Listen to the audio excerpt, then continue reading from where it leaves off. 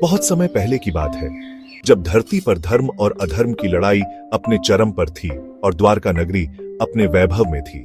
पर उस वैभव से दूर हिमालय की गोद में एक रहस्य छुपा था, समय का वृक्ष। यह कोई साधारण वृक्ष नहीं था। इसकी शाखाएं भूत, भविष्य और वर्तमान तीनों कालों को जोड़ती थीं। कहा जाता है कि स्वयं श्री कृष्ण ने इस वृक्ष को छुपाकर रखा था, ताकि कोई भी मानव या दानव समय की मर्यादा को भंग न कर सके। एक दिन द्वारका में श्री कृष्ण ध्यान में बैठे थे। उन्हें एक विचित्र संकेत मिला। समय में हलचल हो रही थी। एक भविष्य की छवि दिखाई दी। युद्ध, विनाश, मानवता का पतन। यह कैसे हो सकता है? कृष्ण ने अपने भीतर पूछा। उनकी दृष्टि सीधी समय के वृक्ष की ओर गई। किसी ने उस वृक्ष की एक शाखा को तोड़ दिया था। समय अब असंतुलित हो चुका था।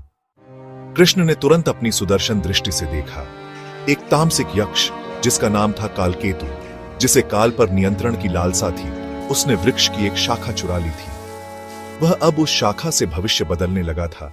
राजाओं को मूर्ख बना रहा था, मुनियों को भ्रमित कर रहा था और धर्म को नष्ट कर रहा था।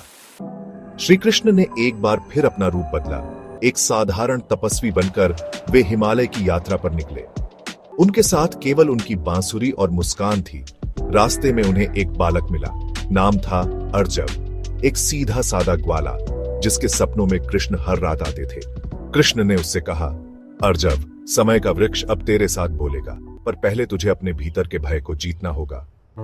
जब कृष्ण और अर्जव पहुंचे समय के वृक्ष के पास, वहां कालकेतु अपने दुष्ट मंत्रों से भविष्य को काले धुएं में बदल रहा था। कृष्ण ने उसे चेताया, समय को बदलने वाला स्वयं समय के न्याय से नहीं बच सकता। कालकेतु हंसा, अगर मैं भविष्य बदल दूं तो तुम्हारे अवतार का क्या मूल्य रह जाएगा? कृष्ण मुस्कुराए, जिसे तुम बदल रहे हो वो केवल दृश्य है, पर समय का मूल धर्म और प्रेम है। उसे कोई नहीं बदल सकता। फिर कृष्ण ने बांसुरी बजाई और वृक्ष की टूटी शाखा स्वयं उड़कर वापस वृक्ष से जुड़ गई। कालकेतु चीखता रह गया और समय की लहरें उसे निगल गईं।